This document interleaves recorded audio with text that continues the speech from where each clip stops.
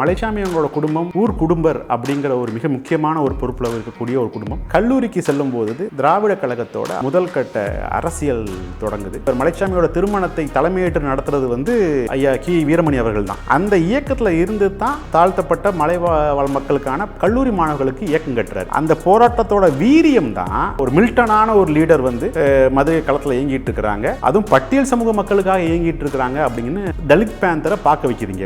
பள்ளர் தெரு அப்படின்னு அழைச்சிக்கிட்டு இருந்த கிராமத்துக்கு தந்தை பெரியார் நகர்னு பேர் வைக்கிறாரு. பரச்சேரி அப்படிங்கிற கிராமத்துக்கு அம்பேத்கர் நகர்னு பேர் வைக்கிறாரு. இந்த மாதிரி அவங்களுக்குள்ளேயே ஒரு சோசியல் ஸ்டேட்டஸை பிகினிங்லேயே மாத்துறாரு. அவனியாபுரம் ஊர்ல ஒரு மிக முக்கியமான கலவரம் ஒன்று 1980 நடக்குது. இந்த தேவேந்திர குல மக்கள் அவங்க அந்த பக்கம் இருக்கக்கூடிய, அதாவது தங்களை மேட்டுக்குடியா சொல்லக்கூடிய சமூகத்தோட மாடை பிடிச்சிடுறாங்க அப்படிங்கிறதுக்காக ஒரு மிகப்பெரிய கலவரம் நடக்குது. எப்படிப்பட்ட கலவரம் அப்படின்னா, இந்த கிராமத்தை அழிக்கணும் அப்படிங்கிறதுக்காக 3 நாள் சோறு போட்டு ஊரை ஃபுல்லா திரட்டுறாங்க. ஊர்ல இருக்கக்கூடிய பெரியவங்க யாருமே இல்லை, எல்லாரும் வயல் காட்டு விவசாய வேலைக்கு போயிடுறாங்க. ஆனா தலைவர் மலைச்சாமி ஒருத்தர் மட்டும் என்ன செய்யறாருன்னா, ஊரை சுத்தி ஒரு வளையம் அமைக்கிறார். ஊரை எப்படி பாதுகாக்கணும் அப்படிங்கிற வரைக்கும் எல்லாமே செஞ்சு ஊருக்குள்ள எந்த ஒரு படுகொலையும் நடக்காம ஒட்டுமொத்த கிராமத்தையும் காப்பாற்றுறாரு. அப்படி காப்பாத்தல அப்படின்னா இன்னைக்கு இந்த கிராமம் இருந்திருக்காது.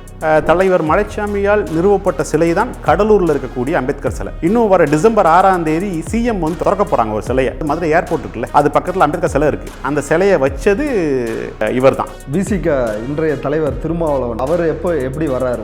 அவர் மட்டும் இல்ல, அண்ணன் திருமாவளவனோட கிருஷ்ணசாமியும் இந்த அமைப்பில் இருக்கு. இன்றைக்கு இருக்கக்கூடிய எல்லா தலித் இயக்கங்களையும் இல்ல பட்டியல் சமூக இயக்கங்கள் எல்லாத்தோட தொடக்கமும் தலைவர் மலைச்சாமி தான். இறந்ததுக்கு பிறகு அதை தலித் பேந்தர்ஸை விடுதலை சிறுத்தைகளாக மாற்றி லீட் பண்றாரு. அந்த புரட்சிகர இயக்கத்துக்கான அடுத்த கட்ட தலைமையை தேர்ந்தெடுக்கக்கூடிய ஒரு நிகழ்வு நடக்குது. அந்த கூட்டத்தை அண்ணன் தான் நடத்துறாரு. அப்ப அந்த கூட்டம் நடக்கும் போது பெரிய மோதல்கள்லாம் வருது. அப்போது எங்களோட தலைவர் மலைச்சாமி கூட பிறந்த தம்பி அவர் தான் என்ன பண்றாரு அப்படின்னா, இவர் அந்த அமைப்புக்கான தலைவராக இருக்கட்டும் அப்படின்னு சொல்றாங்க. 91ல் ஒடுக்கப்பட்ட சிறுத்தைகள் அப்படிங்கிறது விடுதலை சிறுத்தைகள் அப்படிங்கிற ஒரு இடத்தை நோக்கி நகர்ந்து ஓட்டு அரசியலுக்கு போகாம இருந்ததை அண்ணன் ஓட்டு அரசியல் கொண்டு போறாங்க முதல் முறையா. வணக்கம் தோழர். வணக்கம். தமிழகத்தில் தலித் பேந்தர் அப்படின்ற அந்த கட்சியை உருவாக்கியவர் திரு மலைச்சாமி அவர்கள். ஒரு மாபெரும் தலைவராக 90களில் இருந்தவர். மிக பெரிய அளவில் போராட்டங்களை நடத்தியவர். உங்களுடைய தந்தை, அவரை பற்றி அறிமுகப்படுத்துங்களேன். அவர் யார், என்ன போராட்டம் செஞ்சார், யார் இந்த மலைச்சாமி? மதுரை பகுதியில் மிக முக்கியமான ஒரு நிலவுடைமைக்கான அதிக நிலப்பரப்பு கொண்ட ஒரு ஊர் மதுரை அவனியாபுரம். இந்த அவனியாபுரம் கிராமத்தில் தான் தலைவர் மலைச்சாமி பிறக்கிறாங்க. அவங்க அப்பா பேர் அழகப்பன், அம்மா பேர் இருளாயி. அவங்க அப்பா அழகப்பன் தான் அந்த கிராமத்தோட ஊர் தலையாரி எப்படி சொல்கிறதுனா, அது நீர் மேலாண்மைக்கு மிக முக்கியமான ஒரு கிராமம். கிட்டத்தட்ட தலைவர் மலைச்சாமி அவங்களோட முன்னோர்கள் தான் அந்த கிராமத்தையே கட்டமைக்கிறாங்க. எப்படி கட்டமைக்கிறாங்கன்னா, அவங்க அந்த ஊருக்குள்ளே வந்ததுக்கப்புறம் தான் அது அந்த ஊருக்குள்ளே எல்லாரும் உள்ளே வராங்க. அந்த அளவுக்கு இவங்க அந்த ஊருக்கு மிக நெருக்கமானவங்க. கிட்டத்தட்ட இது அவங்களோட ஊர்னே சொல்லலாம். அவருக்கு 2 சகோதரர்கள். தலைவர் மலைச்சாமியோட அண்ணன் பேர் ஹரிராம், தம்பி பேர் விஜயராம். இவர் பேர் அப்பா பேர் மலைச்சாமி அப்படிங்கிறது இருக்காங்க. இந்த குடும்ப பின்னணியில் தான் மலைச்சாமி தன்னோட பணியை தொடங்குறதோட ரொம்ப ஒரு இறுக்கமான ஒரு கட்டம் இருக்குது. அந்த இறுக்கமான கட்டம் எப்படிப்பட்ட கட்டமாக இருக்குது அப்படின்னு கேட்டிங்க அப்படின்னா, சாதிய முரண். 2 வகுப்புகளுக்கு உண்டான ஒரு சாதிய முரண். அது அவர் காலத்தில் இல்லை, அவங்களோட முன்னணி காலத்துலேருந்து தொடங்குது. முன்னோர்கள் பேரில் காலங்காலமாக இருக்குது. எப்படின்னா, இவங்க எல்லாமே லேபர்ஸாக இருக்காங்க, இந்த பக்கம் லேண்ட்லார்ட்ஸ். இதில் தலைவர் மலைச்சாமி அவங்களோட குடும்பம் எப்படிப்பட்ட ஒரு குடும்பம் அப்படின்னு கேட்டிங்க அப்படின்னா, இந்த லேண்ட்லார்ட்ஸ்க்கும் இந்த லேபர்ஸ்க்கும் இடையில இப்போ இன்றைக்கி சொல்லக்கூடிய ஹெச்ஆர்னு சொல்கிறாங்கல்ல, அந்த மாதிரி அவங்கள்ட்ட ஒர்க் பண்ணுறதுக்கெலாம் இப்போ தான் உங்களுக்கு வருமானம் இல்லை. அப்போல்லாம் பார்த்திங்கன்னா உங்களுக்கு நெல் கூலியாக தருவாங்க. அதை பங்கிட்டு தரக்கூடிய ஒரு குடும்பமாக இவங்க இருக்காங்க. அதனால் அந்த கிராமத்தில் மிக மிக முக்கியமான, அதாவது ஊர் குடும்பர் அப்படிங்கிற ஒரு மிக முக்கியமான ஒரு பொறுப்பில் இருக்கக்கூடிய ஒரு குடும்பம். இன்னும் சொல்லப்போனால் இவங்களுக்கு வந்து அவ்வளவு எளிமையாக தீண்டாமை அப்படிங்கிறது ஒட்டி கொள்ளாது. இந்த குடும்பத்திற்கு வந்து அவ்வளவு தீண்டாமை அப்படிங்கிறது கிடையாது. ஏன்னா பொதுவாகவே கௌரவமாக பார்க்கப்பட்ட ஒரு குடும்பம் இவங்க வந்து. அப்படி இருக்கும்போது தன்னோட இளமை பருவத்தை வந்து எந்த ஆண்டு பிறந்தார்? இந்த 1956 56 பிறக்கிறாரு. அப்புறம் இயல்பாகவே இவங்க குடும்பம் எப்படிப்பட்ட ஒரு, அதாவது குடும்பம் தாண்டி இவர் பள்ளி படிக்கிறாரு. பள்ளி படிக்கும்போது பள்ளி படிப்பை ரொம்ப முடிச்சுட்டு கல்லூரிக்கு செல்லும்போது திராவிட கழகத்தோட அவரோட முதல் கட்ட அரசியல் தொடங்குது. ஒரு மிக முக்கியமான ஒரு பொறுப்பில் இருக்கார். ஏன்னா அந்த காலகட்டத்தில் திராவிட இயக்கம் பயங்கரமாக கோலிச்சிருந்துச்சு, ரொம்ப தீவிரமாக கோலிச்சிருந்துச்சு. அதில் வந்து இவர் வந்து திராவிட கழகத்தோட இளைஞரணி தலைவராக, மதுரை மாவட்ட இளைஞரணி தலைவர் மலைச்சாமி இருக்கிறார். அப்படி ஒரு சூழலில் தொடர்ச்சியாக தன்னோட பயணங்களை நடத்திட்டு அந்த கிராமங்களுக்குள்ள சில முற்போக்கு கருத்துக்களை வந்து உள்ளே கொண்டு வரார். எப்படி கொண்டு வரார் அப்படின்னு கேட்டிங்க அப்படின்னா, அந்த கிராமத்துக்குள்ளே வந்து இந்த குடுகுடுப்புக்காரங்க, அப்போ அந்த காலத்துலலாம் குடுகுடுப்புக்காரங்க வருவாங்க, அவங்கள வராமல் ஆக்கிறது, அந்த கிராமத்துக்கு தந்தை பெரியார் நகர்னு பேர் வைக்கிறது, அந்த கிராமத்துக்குள்ளேயே இதர பட்டியல் வகுப்பான சாதிகளை உள்ளே அனுமதிக்காத போது அவங்கள உள்ளே அனுமதிக்கிறது, இந்த மாதிரியான தொடர்ச்சியான சில வேலையை செஞ்சிட்ருக்கார். அது போக மிக மிக முக்கியமாக மாணவர் மன எழுச்சி மன்றம் அப்படிங்கிற ஒரு கட்டமைப்பு உருவாக்குறார். அந்த கட்டமைப்பு உருவாக்குறதுனால என்ன ஒரு பலன் அப்படின்னு கேட்டிங்க அப்படின்னா, மாணவர்கள்லாம் படிக்க ஆரம்பித்தாங்க. ஒரு மாலை நேர பள்ளி மாதிரி நடத்தி இந்த மாதிரி சமூகம் சார்ந்த ஒரு மாற்று அரசியலை வந்து முதல் அவர் தாங்க விதைக்கிறார். ஜாதிய ஏற்றத்தாழ்வு இல்லாமல் எல்லா பிரிவினரும் நினைக்கிறார், எல்லாத்தையும் கொண்டு வரார். அதுதான் இப்போ எப்படி, அது ஒரு சான்று தான். என்னன்னு கேட்டிங்கன்னா, பள்ளர் தெரு இல்லாட்டினா வடக்கு பச்சேரி இல்லாட்டினா பெரிய பச்சேரி அப்படின்னு அழைச்சிக்கிட்டு இருந்த கிராமத்துக்கு தந்தை பெரியார் நகர்னு பேர் வைக்கிறாரு. பறச்சேரி அப்படிங்கிற கிராமத்துக்கு அம்பேத்கர் நகர்னு பேர் வைக்கிறார். இன்னும் அது போக துப்புரவு பணியாளர் அருந்தேய சகோதரர் கிராமத்துக்கு வந்து விடுதலை நகர் அப்படிங்கிற பேரையும் வைக்கிறார். இந்த மாதிரி அவங்களுக்குள்ளேயே ஒரு சோஷியல் ஸ்டேட்டஸை வந்து பிகினிங்லே மாற்றுறார். அது எல்லாமே எங்கேருந்து தொடங்குனா தீக்காலம் தான் தொடங்குது. திராவிட எந்த வயதில் வந்து அவர் அரசியலுக்கு வர்றாரு, அரசியலுக்கு குறிப்பாக திராவிட இயக்கத்துக்கு வர்றதுக்கு அவருக்கான உந்துதல் எதில்? அப்போ அது வந்து ஒரு பலமான இயக்கமாக இருந்துச்சு அப்படின்ற அந்த அடிப்படையிலையா, எந்த அடிப்படையில் அவர்? இல்லை, ஆக்சுவலாக இந்த திராவிட இயக்கங்களுக்கு மூலமாக வர்றது இப்போ நமக்கு வந்து எப்படின்னா 82 தலித் பேந்த் ஸ்டார்ட் பண்ணுறாரு. அதுக்கு முன்னாடி வந்து ஒரு திராவிட இயக்கம் இருக்கார். திராவிட இயக்கத்தில் இருந்துக்கிட்டே தாழ்த்தப்பட்ட மலைவாழ் மக்கள் இயக்கம் கட்டுறாரு. இது யாருன்னா கல்லூரி மாணவர்கள் இருக்காங்கல்ல, பட்டியல் சமூக கல்லூரி மாணவர்களுக்காகவே கட்டப்பட்ட ஒரு மிகப்பெரிய இயக்கம்.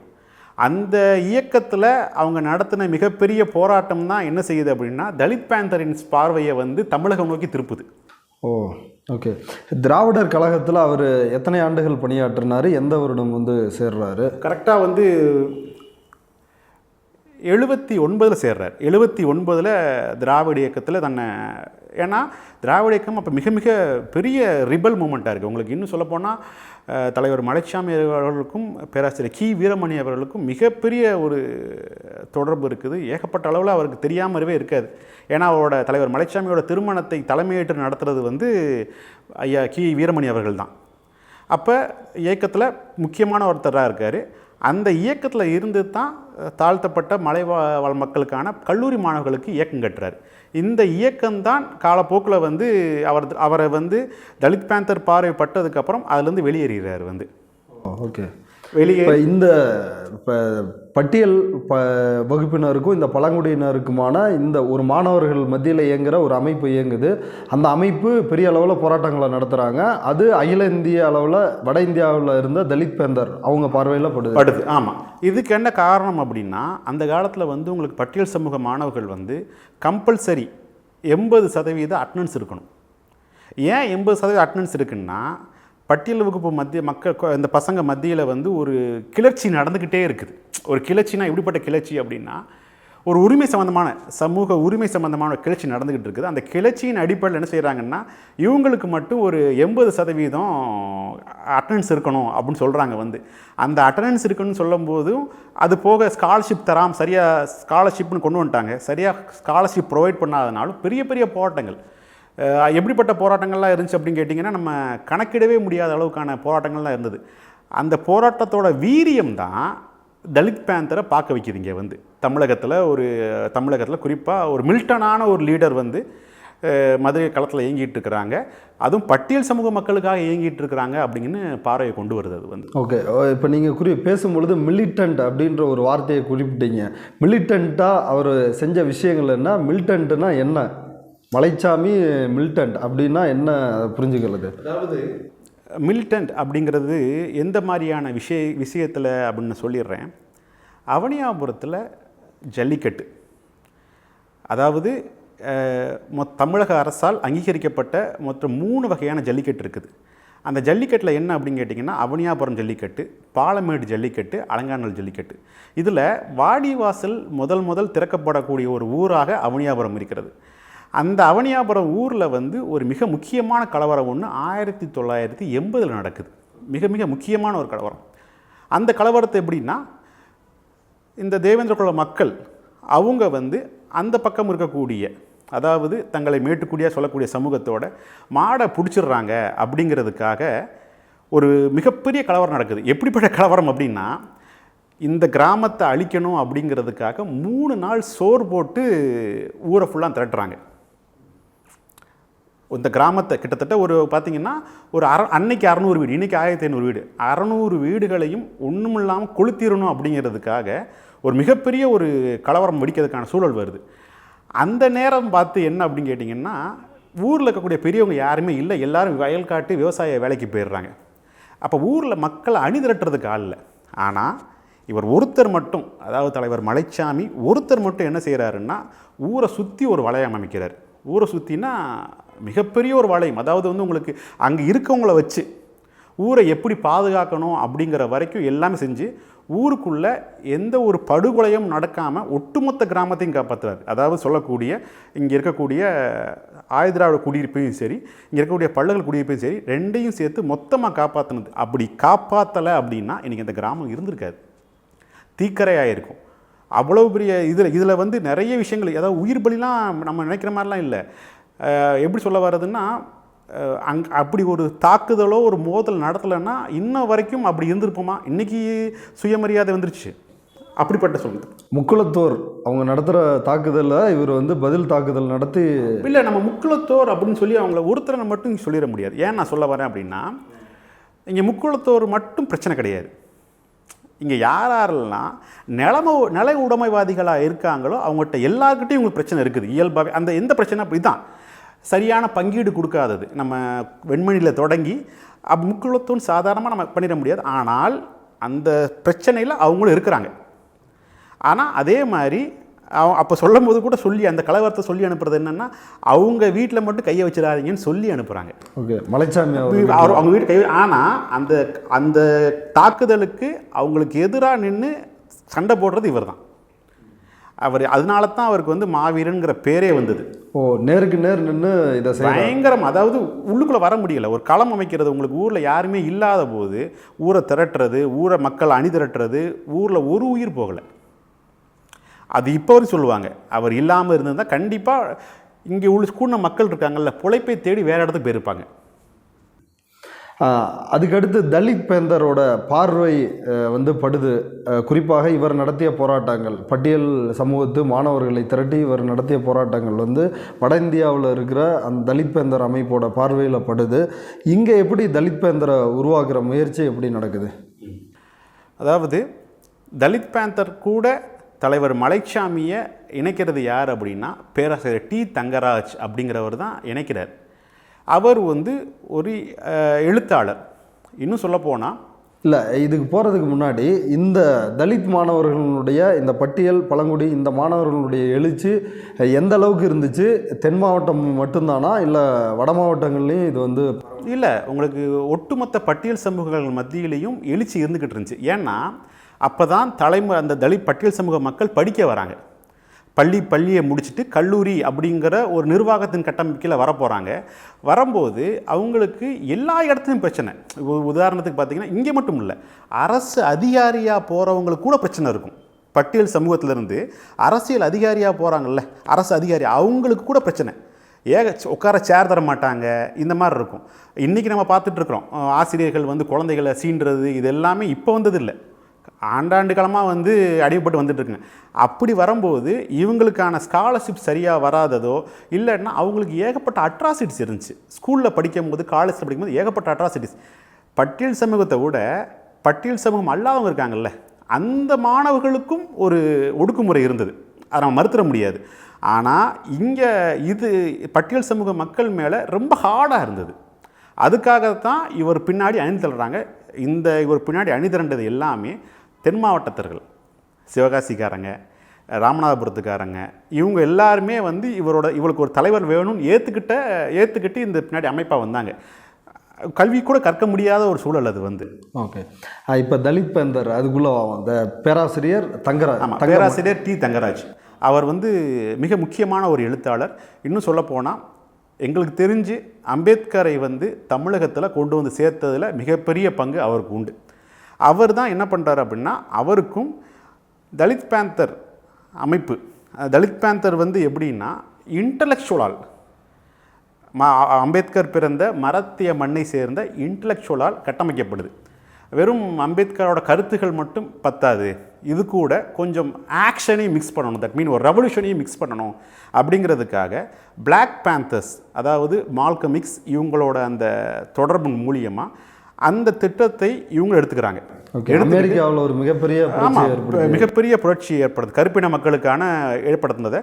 அந்த தத்துவார்த்தத்தை உள்ளே எடுத்துக்கொண்டு ஜேஎன்யூ கல்லூரியில் படிக்கக்கூடிய இவங்க அதாவது அருண் காம்ப்ளே இந்த மாதிரியான முன்னணி ஆய்வாளர்கள்லாம் சேர்ந்துட்டு ஒரு கொள்கையை அமைக்கிறாங்க. அந்த கொள்கையை அமைக்கும்போது அது ஒரு இன்டலெக்சுவலாக அமைக்கப்பட்டது. அதே மாதிரி இங்கே உள்ள ஒரு இன்டலெக்சுவல் யாருன்னா டி. தங்கராஜ். இவர் தான் தலைவர் மலைச்சாமியை கொண்டு போய் வந்து தலித் பேந்தர்ஸ்ட்டை அறிமுகப்படுத்துகிறார். அது போக என்னென்னா, அதுக்கு முன்னாடி கேள்விப்பட்டிருக்காங்க, இந்த போராட்டத்தை பற்றி கேள்விப்படுறாங்க, எல்லாத்தையும் பற்றி கேள்விப்படுறாங்க. ஆனால் தலித் பேந்தரோடு சேர்த்ததில் இவர் நம்ம டி. தங்கராஜ் அவர்களுக்கு மிக முக்கியமான பங்கு இருக்குது. அப்படி தான் தலித் பேந்தருக்குள்ளே உள்ளே என்ட்ரு ஆகிறாங்க. அதுக்கப்புறம் தமிழகத்தில் எந்த ஆண்டு இந்த தலித் பேந்தர் வந்து உருவாகுது? அதாவது 1982 தொடங்குறாங்க. ஆனால் அதோட முதல் மாநாடு 83 தான் நடக்குது. 82 தொடங்குறாங்க. ஓகே, தொடங்கியது இவர் தான், மலைச்சாமி அவர். ஆமாம், அவர் தான் தொடங்கினார். தொடங்கி அது தொடர்ச்சியாக அதுக்கான பணிகள் நடந்துக்கிட்டு இருக்குது. அதீத பணிகள். உங்களுக்கு வந்து ஒரு எப்படி அப்படின்னு கேட்டிங்கன்னா, ஒரு தேர்டு பார்ட்டி ஃபார்ம் பண்ணணும் அப்படிங்கிறதுல ரொம்ப ஸ்ட்ராங்காக இருக்காங்க. இந்த திராவிடன் பார்ட்டிஸ் சொல்லக்கூடிய ஏடிஎம்கே, டிஎம்கே இருக்குது. அது போக பட்டியல் சமூக மக்களுக்கு மட்டும் இல்லாமல் ஒரு மாதிரியாக ஒரு நல்ல செட்டப்பில் ஓபிசிஸை வந்து அணி திரட்டணும் அப்படிங்கிறதுல ஒரு தேர்டு பார்ட்டியாக உள்ள ஃபார்ம் ஆகிறாங்க. மூன்றாவது கண்டிப்பாக உதாரணத்துக்கு நம்ம பிஎஸ்பி மாதிரி ஒரு அணியை வந்து கட்டமைக்கணுங்கிறதுல உறுதியாக இருந்து தொடங்கப்பட்ட ஒரு மூமெண்ட் தான் இது. வந்து அதிகமாக போச்சு. இது எந்த மாதிரியான ஒரு அதிகமாக இருந்தது அப்படின்னா, காலப்போக்கில் காங்கிரஸில் இருக்கக்கூடிய தலித் ஓட்டுகள்லாம் பிரித்து எடுத்து வந்துச்சு. காங்கிரஸ்குள்ள இருக்க தலித் ஓட்டுகள், டிஎம்கேக்குள்ள இருக்கக்கூடிய தலித் ஓட்டுகள், ஏடிஎம்கேக்குள்ள இருக்க தலித் ஓட்டுகள், இது எல்லாத்தையும் பிரித்து எடுத்து கொண்டு வந்து வெளியே கொண்டு வந்துச்சு. இது வந்து அந்த அளவுக்கு ரொம்ப ஸ்ட்ராங்கான ஒரு மூமெண்ட்டாக ஃபார்ம் ஆச்சு. ஓகே, இப்போ இந்த தலித் பேந்தர்ஸ் அவங்களுடைய செயல்பாடு அதுவும் தென் தமிழகத்தில் மட்டும்தான் இருந்துச்சா, இல்லை அது ஒட்டுமொத்த தமிழகத்துக்கும் பரவி இருந்துச்சா, எப்படி இருந்துச்சு? இல்லை, தலித் பேந்தர் அமைப்பு ஒட்டுமொத்த தமிழகமும் இருந்தது.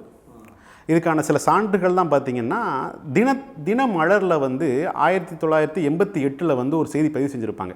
நாங்கள் வந்து இந்த தேர்தலை புறக்கணிக்கிறோம் அப்படின்னு சொல்லும்போது அவங்களுக்கு மாவட்டம் தோறும் 150 அமைப்புகள் இருந்தது, எல்லா மாவட்டங்கள்லேயும். இப்போது அதோட இன்னொரு சான்று பார்த்திங்கன்னா, தலைவர் மலைச்சாமியால் நிறுவப்பட்ட சிலை தான் கடலூரில் இருக்கக்கூடிய அம்பேத்கர் சிலை. அவர் தான் நிறுவனர். இன்னும் வர டிசம்பர் 6ஆம் தேதி சிஎம் வந்து திறக்க போகிறாங்க ஒரு சிலையை. அதனா நம்ம அவனியாபுரம் ஏர்போர்ட், அதாவது மதுரை ஏர்போர்ட் இருக்குல்ல, அது பக்கத்தில் அம்பேத்கர் சிலை இருக்குது. அந்த சிலையை வச்சது இவர் தான். அப்போ இது மிக அளவில் பெரிய அமைப்பாக இருந்திருக்கு. அதாவது தமிழகத்தில் எல்லா பக்கமும் இருந்திருக்கு. இப்போது உங்களுக்கு வந்து பார்த்திங்கன்னா என்ன சொல்லுவாங்க அப்படின்னா, திருவள்ளுவன் ஒருத்தர் இருக்கார். அவர் இப்போ ஒரு தலித் தலைவராக இருக்கார். வந்து அவர் சொல்லுவார், நாங்கள் அவர் கேள்விப்பட்டிருக்கோம் ஆனால் பார்த்ததில்லை அப்படின்னு இருக்காரு. நிக்கோலஸ் அப்படிங்கிறவரோட சேர்ந்து பணியாற்றிருக்காருங்க. விழுப்புரத்தில் நிக்கோலஸ்ன்னு இருக்காங்க, அவங்களோட சேர்ந்து பணியாற்றிருக்காங்க. அது போக முக்கியமான விஷயம், ஜெகஜீவன் ராம் இருக்காங்க இல்லையா, ஜெகஜீவன் ராம மதுரையில் இருக்கக்கூடிய மல்லாங்கிணறு அப்படிங்கிற இடத்துக்கு கூட்டு வந்து பள்ளியை தொடங்கியிருக்காங்க. புரட்சியாளர் அம்பேத்கர் இருக்கார் இல்லைங்களா, அம்பேத்கர் அவர்களோட மனைவி இருக்காங்க. மனைவி கூட ராம்விலாஸ் பாஸ்வான், இன்றைக்கி இருக்கக்கூடிய அத்வாலே, இவங்க எல்லாருமே, அப்புறம் முன்னாள் அமைச்சர் அருணாச்சலம், இவங்க எல்லார் கூடயுமே இருந்ததுனால ஒரு பெரிய இயக்கமாக தான் இருந்தது. ஒரு 3வது அணி உருவாக்குவதற்கான எல்லா சூழலும் நம்மகிட்ட இருந்தது. ஓகே, முதல் மாநாடு 1983 நடக்குது. அதை இவர் மலைச்சாமி நடத்துகிறாரு. அதற்கடுத்து தலித் பேந்தர்ஸோட முக்கிய பணிகள் என்ன, அவங்க நடத்திய போராட்டங்கள் என்ன? அதாவது அவங்க ஆக்சுவலாக இது ஒரு சிவில் ரைட்ஸ் மூமெண்ட்டாக இது இருக்குது. சிவில் ரைட்ஸ் மூமெண்ட் அப்படின்னா, இப்போது நம்ம அம்பேத்கர் சொல்கிற மாதிரி 3 மூலதனத்தை மையப்படுத்தி இயங்குவாங்க. ஒன்று அரசியல், இன்னொன்று பொருளாதாரம். இந்த மாதிரியான ஒரு இப்போ நான் 2 மூலதனம் சொல்கிறேன். 3 மூலதனத்தை மையப்படுத்தி இயங்குவாங்க.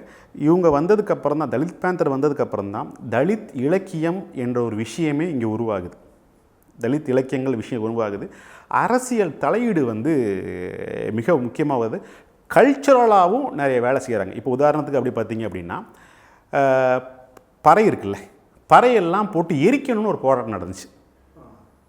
ஏன் பறைகளை போட்டு, அதாவது பறையை போட்டு ஏன் எரிக்கணும் அப்படி சொல்கிறாங்கன்னா, அது இழவுகளுக்கு மட்டும் கொட்டப்படுவதாக இருக்கிறதுனால தீட்டு தொடங்கும் அப்படிங்கிறதுக்காக பறை எரிப்பு போராட்டத்தெலாம் முன்னெடுத்தாங்க. இந்த மாதிரி கல்ச்சுரலாக இருக்கக்கூடிய எல்லா விஷயத்துக்கும் அதாவது இந்த மக்களை ஒரு இடத்திலிருந்து அடுத்த இடத்துக்கு கொண்டு போகிறதுக்கான கல்ச்சுரலாகவே எல்லா வேலையும் செய்ய ஆரம்பித்தாங்க. அவங்களோட அறிக்கைகள்லாம் படிக்கும்போது நம்மளுக்கு அந்த ஒரு செயல் திட்டம் தெரியுது. அது இவங்களுக்கும் ஒரு இலக்கியம் உருவாக்கணும் அப்படிங்கிறதுக்கான திட்டங்கள்லாம் அறிக்கையை படிக்கும்போது தெரியுது.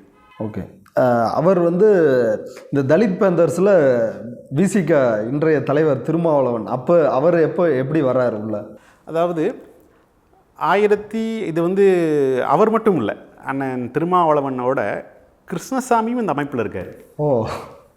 உங்களுக்கு இப்போ எப்படின்னா, இதில் முக்கியமான நோட்டபிள் பண்ண வேண்டிய விஷயம், இன்றைக்கு இருக்கக்கூடிய எல்லா தலித் இயக்கங்களையும் இல்லை பட்டியல் சமூக இயக்கங்கள் எல்லாத்தோட தொடக்கமும் தலைவர் மலைச்சாமி தான். அதுக்கு முன்னாடி தலைவருக்கு மலைச்சாமிக்கு முன்னாடி இருக்கக்கூடிய தலித் இயக்கங்கள் எல்லாமே காந்தியம் சார்ந்த ஒரு தலித் இயக்கங்களாக தான் இருந்துச்சு ஒழிய பட்டியல் சமூக மக்களை, அதாவது அம்பேத்கரை முன்னிலைப்படுத்தின இயக்கமாக அவங்களுக்கு இல்லை. அப்போது அண்ணன் திருமாவளவனாக இருக்கட்டும், டாக்டர் கிருஷ்ணசாமியாக இருக்கட்டும், எல்லாரும் இவரோட இறப்புக்கு அப்புறம்தான் இருக்காங்க. அதில் அண்ணன் திருமாவளவன் என்ன செய்கிறார் அப்படின்னு கேட்டிங்க அப்படின்னா, இவர் கட்டின தலித் பேந்தர் அமைப்பையே விடுதலை சிறுத்தைன்னு பேர் மாற்றம் செய்கிறார். அவர் இருக்கிறப்ப அவர் உள்ள வரல, இல்லை இருக்கப்போ வந்திருக்காரு அண்ணன். அதாவது எப்படின்னா, அப்பா கூட அண்ணன் ரொம்ப காலம் பண்ணி, அதாவது ரொம்ப ரொம்ப ரொம்ப பெரிய ஒரு இதெல்லாம் இல்லை, 86 உள்ள வரார். 86 உள்ள அவர் வருவார். எப்படின்னா, முதல்ல சந்திப்பு எப்படின்னா, எங்கள் சித்தப்பா, அதாவது அப்பாவோட தம்பி விஜயராம், அவர் இங்கே வழக்கறிஞர், அவர் இங்கே லா காலேஜ் படிச்சுட்டு இருந்தார். அப்போது என்ன சொல்லுவாங்க அப்படின்னா, அப்போ ஒரு போஸ்ட் ஓட்டினாங்க. அந்த போஸ்டர் மிக மிக ஒரு முக்கியமான போஸ்டராக இருந்தது. அந்த போஸ்டரை அவர் பார்க்குறாரு. யார்? அண்ணன் திருமாவளவன் அந்த போஸ்டரை பார்க்குறாரு. அந்த போஸ்டரை பார்த்தோன்னே தான் என்ன ஆகுது அப்படின்னா, இந்த போஸ்டரை ஒட்டுறது எங்கள் சித்தப்பா தான் ஒட்டுறாரு. அப்போ சித்தப்பாட்ட கேட்கும் போது தான் அவர் என்ன சொல்கிறாருன்னா, எங்கள் அண்ணன் சென்னை மதுரையில் இருக்கார், அமைப்பு கட்டிகிட்டு இருக்காங்க, நீங்கள் வேணால் அவரை போய் பாருங்கள் அப்படின்னு சொல்லும்போது, அண்ணன் திருமாவளவன் தான் முதல்ல நம்ம வீட்டுக்கு வர. அப்போ தலைவர் மலைச்சாமியை பார்க்க முடியல. அப்போது எங்கள் மாமா ஒருத்தவங்க என்ன பண்ணுறாங்க, அவர் ஒரு விறகு கடை வச்சுருக்காரு. அவர் தான் இங்கே உட்காருங்க, இப்போ வந்துடுவார்னோன்னா கடைசி வரைக்கும் வர முடியாமல் போனால், அதுக்கப்புறம் அப்பா போய் சந்தித்தார் அவரை. 2வது அப்பா போய் சந்திக்கும் போது தான் தம்பி சொன்னார் இந்த மாதிரி அப்படின்னா, நீங்கள் தான் சொல்லி இயக்கத்துக்கு வாங்க அப்படின்னு சொல்லி பேசி, அப்புறமேட்டு தான் 2 பேருக்கும் உண்டான தொடங்குது. அப்புறம் இது 10ஆம், அதாவது டிஎன்பிசி தேர்வுக்கான வகுப்புகள் நடத்தும் போது அப்பாவோட அண்ணன் பயணிக்கிறாரு. அப்புறம் அரசு ஊழியராக மாறி அதுக்கான அடுத்த கட்ட செயல் நடக்குது. ஓகே, அதுக்கு பிறகு அப்பா இறந்ததுக்கு பிறகு அதை தலித் பேந்தர்ஸை விடுதலை சிறுத்தைகளாக மாற்றி லீட் பண்ணுறாரு. ஆமாம், அதாவது அப்பா செப்டம்பர் 14, 1989 இறந்துடுறாங்க.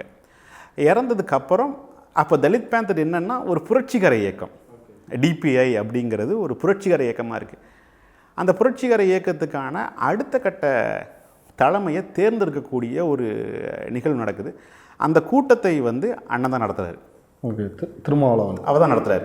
எங்கன்னா நம்ம தமுக்க மைதானத்தில் ட்ராவலர்ஸ் பங்களால் நடத்துகிறார். அந்த கூட்டத்தை அவர் தான் நடத்துகிறார். கூட்டத்தை நடத்தி அப்போ அந்த கூட்டம் நடக்கும்போது பெரிய மோதல்கள்லாம் வருது. பலராமன் அப்படிங்கிறவரெல்லாம் கடுமையாக பேசுகிறார். ஏன்னா அந்த இயக்கத்தோட அடுத்த தலைவர் யார் ஆகணும், ஏன்னா ஒரு அறியப்பட்ட இயக்கம், தமிழகம் எங்கும் அறியப்பட்ட இயக்கம். அப்போ அந்த கூட்டத்து தலைவரில் யார் அடுத்த கட்டத்துக்கு வரணும்னு ஆசை அப்படின்னு நினைக்கும்போது அப்போம்போது எங்களோட தலைவர் மலைச்சாமி கூட பிறந்த தம்பி அவர் தான் என்ன பண்ணுறாரு அப்படின்னா, இவரோட நண்பரும் கூட எங்கள் அந்த கல்லூரி படிக்கும்போது, அதனால் இவர் அந்த அமைப்புக்கான தலைவராக இருக்கட்டும் அப்படின்னு சொல்கிறாங்க. தொடர்ச்சியாக இயக்கத்துக்கான வேலைகள் நடந்துக்கிட்டு இருக்கு. அப்போ அவர் அரசு ஊழியர், தடவியல் துறையில் அரசு ஊழியராக இருக்காங்க. அப்புறம் காலம் போக போக போக இந்த போராட்டம் இந்த பக்கம் கடுமையாக ஆக ஒரு அரசு ஊழியராக இருந்துக்கிட்டு நம்மளால் வந்து சரியாக இயங்க முடியாதுங்கிற அடிப்படையில் அடுத்த கட்டமாக முழுநேர பணியாளராக மாறுறாரு. முழுநேர மக்கள் பணியாளராக மாறி 91 தலித் பேந்தர்ஸ், அதாவது ஒடுக்கப்பட்ட சிறுத்தைகள் அப்படிங்கிறது வந்து விடுதலை சிறுத்தைகள் அப்படிங்கிற ஒரு இடத்தை நோக்கி நகர்ந்து, அதாவது இயக்கவியலாக இருந்து அரசியல், அதுவும் அரசியல் தான், தலித் பேந்தர்ஸும் அரசியல் தான். ஆனால் ஓட்டு அரசியலுக்கு போகாமல் இருந்ததை அண்ணன் வந்து ஓட்டு அரசியல் கொண்டு போகிறாங்க முறையாக. தலித் பேந்தர்ஸ் ஒரு முறை கூட தேர்தலில் போட்டியிடவே இல்லை. தலித் பேந்தர்ஸ் போட்டியிடலை அப்படிங்கிறதோ இல்லை, போட்டியிடலைங்கிறதோட அவங்க என்ன பண்ணாங்கன்னா தலித் ஓட்டுகளை அணிதிரட்டினாங்க. தலித் ஓட்டுகள் வந்து அவங்களுக்கு யாருக்கு அந்த மற்ற பார்ட்டிஸ்க்கு போயிடக்கூடாதுங்கிறத ரொம்ப உறுதியாக இருந்தாங்க. ஸோ அவங்க என்ன பண்ணாங்கன்னா ஓட்டை பிரித்து கொண்டு வந்தாங்க அங்கேருந்து. ஓகே, இப்போ இந்த எத்தனை ஆண்டுகள் வந்து இவர் வந்து தலித் பேந்தர்ஸை வந்து இங்கே நடத்துகிறாரு மலைச்சாமி? அதாவது 82 தொடங்குறாங்க. 82 அமைப்பை ஸ்டார்ட் பண்ணிவிட்டு 89 வரைக்கும் இயக்கத்தை நடத்துகிறாங்க. 89க்கு பிறகு அது அண்ணன் திருமாவளவன் வந்து அதில் தலைமை பொறுப்புக்கு வராங்க. அதில் வந்து ஓகே, இப்போ இந்த ஆண்டுகளில் அவர் செஞ்ச முக்கிய போராட்டங்கள் என்ன, தலித் பேந்தர்ஸ் வந்து செஞ்ச போராட்டங்கள் என்ன, அவங்க ஏற்படுத்திய மாற்றங்கள் என்ன, அவங்களுடைய அல்டிமேட்டான லட்சியம் வந்து எதுவாக இருந்தது தலித் பேந்தர்ஸோட லட்சியம்? அதாவது இங்கே போராட்டங்கள் வந்து உங்களுக்கு நம்மக்கிட்ட கிடச்சிருக்கு. அதாவது தலித் பேந்தர் ஆவண காப்பகன் மூலியமாக நம்ம கிடைக்கிறது வந்து வெறும் 150 பக்கம் தகவல் மட்டும்தான் கிடைக்கிது. அந்த 150 பக்க தகவல் வந்து எல்லாமே கல்ச்சுரல் ஓரியன்டான நிகழ்வுகள் இருக்குது, இறப்புகள் சார்ந்து இருக்குது, இறப்புகளுக்கு அகெயின்ஸ்டாக இவங்க ஒர்க் பண்ணதெல்லாம் இருக்குது. இது எல்லாம் ஒரு சின்ன ஒரு நிகழ்வாக தான் இருக்குது.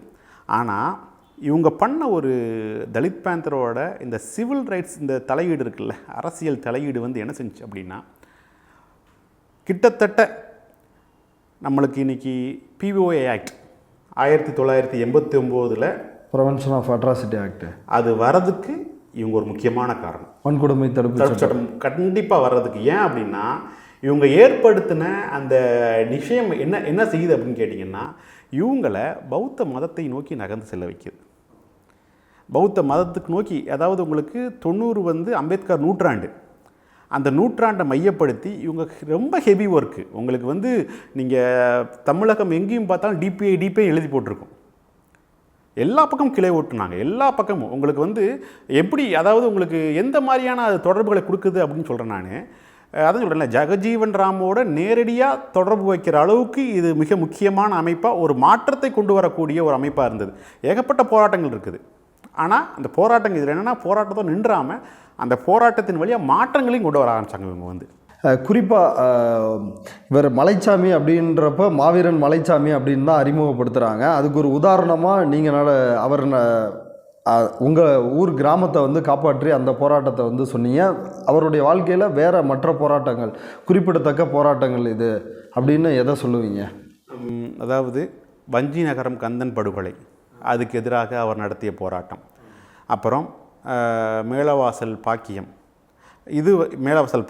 இது போக ஈழ போராட்டத்தையும் முன்னின்று நடத்தியிருக்காங்க. ஈழம் சார்ந்த, அதாவது 82 வந்து ஈழ போராட்டத்தையும் நடத்தியிருக்காங்க. தலைவர் பிரபாகரனுக்கும் இவர்களுக்குமே தொடர்பு இருந்திருக்கு.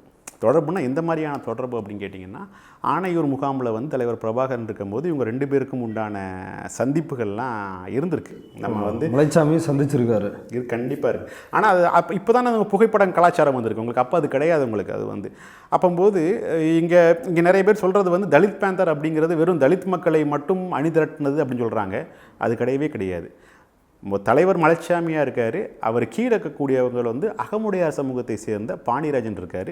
எல்லா சமூகத்தையும், அதாவது அதிகாரத்துக்கு செல்ல முடியாத எல்லா சமூகமும் உள்ளுக்குள்ளே இருக்கிறாங்க. அதனால் இவங்க நிறையா லாபிஸ், இவங்க எல்லா லாபியுமே இந்த இடஒதுக்கீடு சார்ந்து பண்ணக்கூடிய லாபி, இது எந்த லாபி எல்லாமே ரொம்ப ரொம்ப முக்கியமான லாபியாக இருந்தது. போராட்டங்கள் உங்களுக்கு வந்து இவரை பற்றி ஆய்வு செய்த மைக்கேல் காலிங்ஸ் ஒருத்தர் ஆய்வு செய்கிறார்.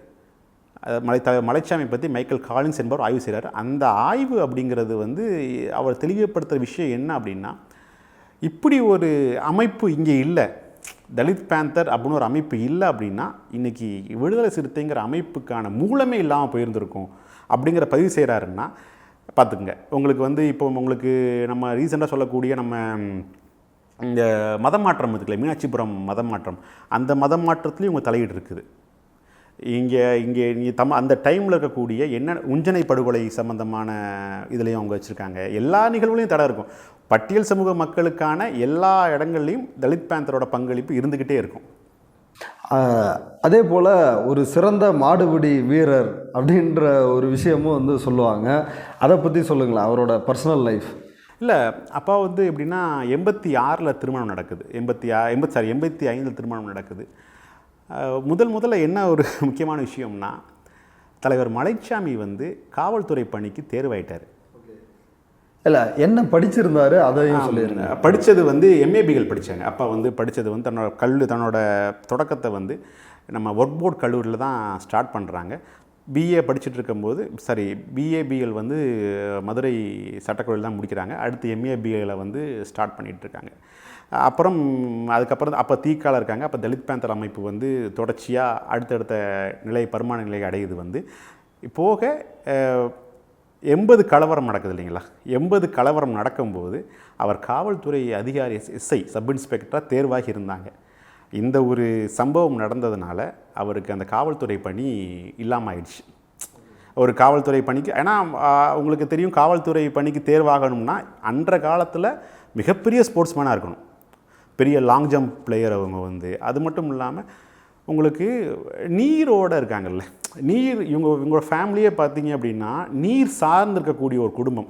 அதனால் உங்களுக்கு நுணுக்கம் எல்லாமே இயல்பாகவே உங்களுக்கு எப்படி மாடு பிடிக்கணும் அப்படி இல்லாமல் நல்ல கபடி பிளேயர்னு சொல்லுவாங்க, கேள்விப்பட்டவங்க நல்ல கபடி பிளேயர், இந்த மாதிரியான எல்லா விஷயமும் இருக்குது. ரொம்ப ஆச்சரியப்படக்கூடிய விஷயம் அப்படின்னா, ஒட்டுமொத்த தமிழக அரசியல்லையும் முக்கியமான அரசியலான தலித் அரசியல் வந்து தொடங்கின இடம் இதுன்னு நமக்கு ரொம்ப இவர்கிட்ட தொடங்குதுங்கிறது தான் மிகப்பெரிய ஆச்சரியமாகவே இருக்குது.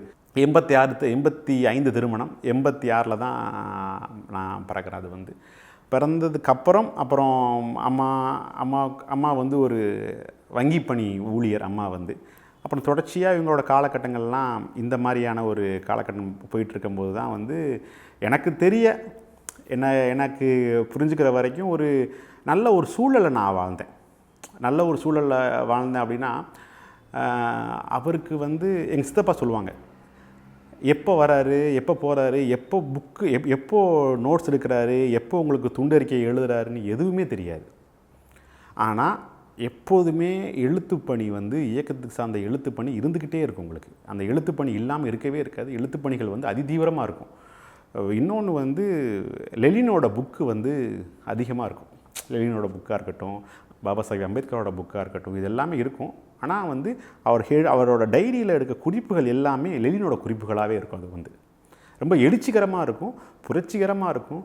துப்பாக்கி எடுத்து சுட்டால் தப்பு, உரிமைக்காக துப்பாக்கி ஏந்துவது கூட தப்பு இல்லைங்கிற மாதிரிலாம் இருக்கும். ஓகே, அவருடைய இறப்பு அது எப்படி வந்து நடக்குது? அதாவது 1989 செப்டம்பர் 14 அவருக்கு வந்து பிரெயின் டியூமர் இருந்ததாக வந்து சொல்கிறாங்க. பிரெயின் டியூமர் வந்து இருந்தது, அதனால தான் அப்படின்னு சொல்கிறாங்க. ஆனால் எனக்கு அதில் வந்து இப்போது முன்னாடி நம்ம சிறுவராக இருக்கும்போது அதை நம்ம ஏற்றுக்கிறோம், அதை வந்து அப்படிங்க ஏற்றுக்கலாம். ஆனால் இந்த தலித் பேந்தர் ஆவண காப்பகம் தொடங்கினதுக்கப்புறம், அதன் மூலியமாக தரவுகள் கிடைக்காததுக்கப்புறம், இது வந்து ஒரு நேச்சுரல் டெத்து கிடையாது அப்படிங்கிறது நம்ம வந்து சில விஷயங்களில் உறுதி செய்ய முடியுது. ஏன் நேச்சுரல் டெத்தாக இருக்காது அப்படிங்கிறதுக்கான காரணத்தையும் சொல்கிறேன். உங்களுக்கு 90 வந்தது அப்படின்னா, 90களுக்கு அப்புறம் இப்போ உங்களுக்கு நம்ம தலைவர் கலைஞர் இருக்காங்கல்ல, கலைஞர்கிட்ட நல்ல ஒரு தொடர்பு இருந்திருக்கு. எப்படின்னா, இவர் மாநாடு நடத்துவதற்கு அவர் கூப்பிட்ருக்காங்க, கலைஞர் வரணும் அப்படின்னு சொல்லி கூப்பிட்ருக்காங்க.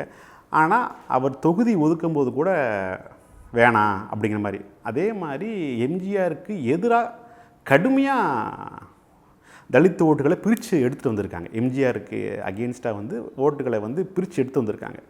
அப்போ இவரோட டெத்து அப்படிங்கிறது எந்த மாதிரி விஷயம் அப்படின்னா, தலித் மக்கள் வந்து தனி அணியாக மாறிடக்கூடாது அப்படிங்கிறதுல தான் இவங்களோட எல்லாமே இருக்குது. அதை மையப்படுத்தி நடந்தக்கூடிய ஒரு அசம்பாவித நிகழ்வு தான் இதுவாக நான் வந்து இதை நான் பார்க்குறேன்.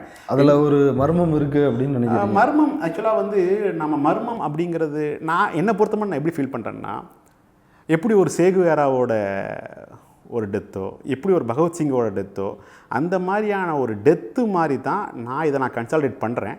ஆனால் இது வந்து ஒரு மர்மம் அப்படிங்கிற இடத்துக்கு நான் கொண்டு போகலை. ஏன் மர்மங்கிற இடத்துக்கு நான் கொண்டு போகாமல் இருக்கிறேன் அப்படின்னு கேட்டிங்க அப்படின்னா, அதை ஒட்டி ஒரு அரசியல் நடக்க ஆரம்பிச்சிடும். அதுக்காக நான் அதை கொண்டு போகிறேன். ஆனால் வந்து எனக்கு ஒரு சின்ன ஒரு சந்தேகங்கள் இருக்குது. இப்போ நீங்கள் அப்போ வந்து சின்ன குழந்தையாக இருந்திருப்பீங்களா அப்பா இறப்பின் போது? அப்போ உங்களுக்கு நல்ல நினைவு இல்லை? எனக்கு அப்படிலாம் நினைவே கிடையாது. எனக்கு உண்டான நினைவு வந்து, ஏன்னா நான் இறக்கும்போது 3 வயசு எனக்கு இதில் என்ன விஷயம்னா, சில நிகழ்வுகளை நல்ல வேளை என்னோட மனது வந்து அதை நிகழ்வை தக்க வச்சுக்கிடுச்சு. சில நிகழ்வுகள் தான். அப்பா கூட வண்டியில் போனது, அப்பா வரும்போது ஒரு தடவை வந்துலாம் எப்படின்னு பார்த்தீங்கன்னா, ஒரு அங்கே இங்கே ரொட்டிக்கை மணி ஒன்று இருக்கும். அந்த ரொட்டிக்கை மணி எப்படிப்பட்ட விஷயமா இருக்குது அப்படின்னா, அங்கே தான் ஊரே வந்து குளிக்கும். அந்த குளிக்கிற இடத்துல வந்து ஒரு பைப்பில் அப்போல்லாம் ஒரு நல்ல நிகழ்வு வச்சுக்கோங்களேன். அது மறக்க முடியாத ஒரு, அதான் சொல்கிறேன், டக்குன்னு நான் மறந்துடலை எதையுமே. எல்லாத்தையும் மைண்டுக்குள்ள வச்சே நான் இருக்கிறனால அதெல்லாம் மறக்க முடியாத ஒரு நிகழ்வு. இன்னும் சொல்லப்போனால் அப்பா அப்படிங்கிறது வந்து விவரம் தெரிஞ்சு நான் கூப்பிடல. விவரம் நமக்கு தெரிஞ்சது நம்ம அப்பா அப்படின்னு கூப்பிட்டதில்லை யாரையுமே. பின்னாடி வந்து அவர் ஒரு மாபெரும் தலைவராக இருந்திருக்கிறாரு, ஒரு வீரராக இருந்திருக்கிறாரு அப்படின்றப்போ உங்களுக்கு அது ரொம்ப நமக்கு அவரோட பயணிக்கலையே அப்படின்ற ஒரு வருத்தம் இதெல்லாம் இருந்துச்சா? இல்லை, வருத்தம் அப்படிங்கிறதோட சந்தோஷப்படுறேன். வருத்தம்லாம் எனக்கு இப்போ வரைக்கும், ஏன்னா எல்லா பட்டியல் சமூக மக்கள்கிட்டையும் நான் அறிமுகப்படுத்துகிறேன். யார் நீங்கள் அப்படின்னா, அவர் பையனா அப்படின்னு சொல்லிட்டு எல்லாருக்கும் தெரியுதில்ல. இதை விட உங்களுக்கு என்ன ஒரு பெரிய ஒரு விஷயம் கிடச்சிடுறது உங்களுக்கு வந்து. ஏதோ ஒரு சின்ன ஒரு ரோட்டில் போகிறவங்களும் இல்லாமல் நான் ஒரு பையன் அப்படிங்கிறது ஒரு தனி அடையாளம் தானே உங்களுக்கு வந்து. அப்போது என்னால் வந்து பட்டியல் சமூகங்கள்கிட்ட எல்லாத்தையும் மூவ் ஆக முடியுது தானே. அப்போ இது பெருமை தானே உங்களுக்கு. ஒரு எப்படி அதான் சொல்கிறேன்ல, எப்படி ஒரு சேகுவேராவின் மகள் நான் அப்படின்னு ஒருத்தவங்க சொல்கிறாங்களோ, அதே மாதிரி நான் மலைச்சாமியின் மகன் சொல்கிறது வந்து எனக்கு அவ்வளோ பெரிய அங்கீகாரம் எனக்கு வந்து. கண்டிப்பாக. அப்பா இறக்கும் பொழுது அவருக்கு என்ன வயது? 33. இப்போ நீங்கள் வந்து இப்போ என்ன செஞ்சுக்கிட்டு இருக்கிறீங்க? நீங்கள் எந்த கட்சியில் வந்து பயணிக்கிறீங்க? நான் வந்து இப்போ தற்சமயமாக நான் வந்து ஒரு திரைப்பட இயக்குனர் ஆகிறதுக்கு முயற்சி பண்ணிகிட்ருக்கிறேன். அது போக குறும்படங்கள் இயக்கக்கூடிய, அது மட்டும் இல்லாமல் ஒரு பௌத்தம் சார்ந்த ஆய்வுகளையும், தமிழ் பௌத்தம் சார்ந்த ஆய்வுகளை வந்து முன்னெடுத்து நகர்த்திக்கிட்டு இருக்கிறேன். உங்களுடைய குறும்படம் அந்த இந்திரனின் ராணி, அந்த குறும்படம் வந்து பரவலாக பேசப்படுறதா நாங்கள் வந்து அறிகிறோம். அந்த குறும்படம் எந்த அளவுக்கு ரீச் ஆகிருக்குது? இல்லை, அந்த குறும்படம் வந்து எனக்கு கிட்டத்தட்ட ஒரு 100 விருதுகளை வரைக்கும் அந்த குறும்படம் வாங்கிட்டு வந்துச்சு. அது வந்து ஒரு டீகோடிங் சப்ஜெக்ட். ஒரு டீகோடிங்னா எப்படி, அதாவது அதை டீகோட் பண்ணுறது மக்கள்கிட்ட சரியாக போய் சேர்ந்ததா சேரலையா அப்படிங்கிற ஒரு சூழல் இருக்கும்ல. அந்த மாதிரி டீகோடிங் சப்ஜெக்டில் அந்த படம் பண்ணேன். ஒரு நல்ல கிட்டத்தட்ட ஒரு 100 விருதுகள் வரைக்கும் வந்திருக்கு. அது மட்டும் இல்லாமல் இப்போ சமீபத்தில் நடந்த IIFF, அதாவது இனோவேட்டிவ் இன்டர்நேஷ்னல் ஃபிலிம் ஃபெஸ்டிவல், அது எப்படின்னா நம்ம இயக்குனர் RK செல்வமணி இருக்காங்கல்ல, அவங்க வந்து அந்த ஒரு திரைப்படம் நடத்தினாங்க. அதில் என்னோடய குறும்படம் திரையிடப்பட்டதாகவும் இப்போ இருக்கக்கூடிய இயக்குனர்கள்லாம் அந்த படத்தை பார்த்துருக்காங்க அப்படிங்கிறது நமக்கு ஒரு பெரிய விஷயம் தானே. அது வந்து ஏதாவது எப்படின்னா, நான் ஏன் அப்பாவோட ஹிஸ்ட்ரியவும் வித்தியாசமாக பார்க்குறேன், நான் இந்த குறும்படங்களையும் ஏன் ஒப்பிட்டு நான் பார்க்குறேன் அப்படின்னா, ஏதோ ஒரு மூளை உங்களுக்கு, நான் சென்னைக்குள்ளே இருந்தேன்னா எனக்கு அது ஒரு பெரிய விஷயமே கிடையாது. தென் மூலையிலிருந்து ஒரு அடையாளப்படுவது அப்படிங்கிறது வந்து மிக முக்கியமாக. ஏன்னா அப்போ வந்து மதுரை தானே உங்களுக்கு ஹெட் டவுன். இப்போ உங்களுக்கு ஆங்கிலேயர்கள் வந்ததுக்கப்புறம் தானே உங்களுக்கு சென்னை வந்து மையமாக இருக்குது. அதுக்கு முன்னாடி எந்த அரசியல் நடத்தினாலும் மதுரை தானே உங்களுக்கு. கண்டிப்பாக. அடுத்து படம் இயக்கிறதா இருக்கிறீங்க. நீங்கள் வரலாறு சார்ந்த ஆய்வுகளையும் வந்து செஞ்சுட்டு இருக்கீங்க. ஆமாம், நான் வந்து பல்வேறு அதாவது தளங்கள்ங்கிறதோடு சொல்ல தேவையில்லை. நம்ம எப்படின்னா அரசியலாகவும் இயங்குகிறோம், கலை ரீதியாகவும் இயங்குகிறோம், இன்னொன்று ஆய்வு ரீதியாகவும் இயங்குகிறோம். இது மூணுமே சமூகத்துக்கான தேவை. இந்த மூணுமே எதுக்கான தேவை அப்படின்னா பிளவுபட்டிருக்க சமூகத்தை ஒருங்கிணைப்பதற்கான ஒரு தேவையாக நான் நினைக்கிறேன். அதை வந்து இறுதி கேள்வியாக, உங்கள் அப்பா தலித் பேந்தர்ஸ் ஆரம்பித்தார், அது வந்து விடுதலை சிறுத்தைகளாக இன்றைக்கி வந்து பரிமாணம் வந்து எடுத்துருக்குது. விடுதலை சிறுத்தைகள் அது எப்படி பயணிக்கிறாங்க, அந்த கட்சி எப்படி நடந்துகிட்டு இருக்குதுன்னு நீங்கள் எப்படி பார்க்குறீங்க? விடுதலை சிறுத்தை அப்படிங்கிற அமைப்பை இன்றைக்கி நான் வந்து அதை எந்த அளவில் நான் உற்று நோக்கிற விஷயமா இருக்குது அப்படின்னா, எளிய மக்களுக்கான ஒரு அரசியல் அடையாளம். அதாவது சிறுத்தையில் இவங்க மட்டும்தான் இருக்கணுங்கிற அப்படி அந்த மென்டாலிட்டிலாம் கிடையாது.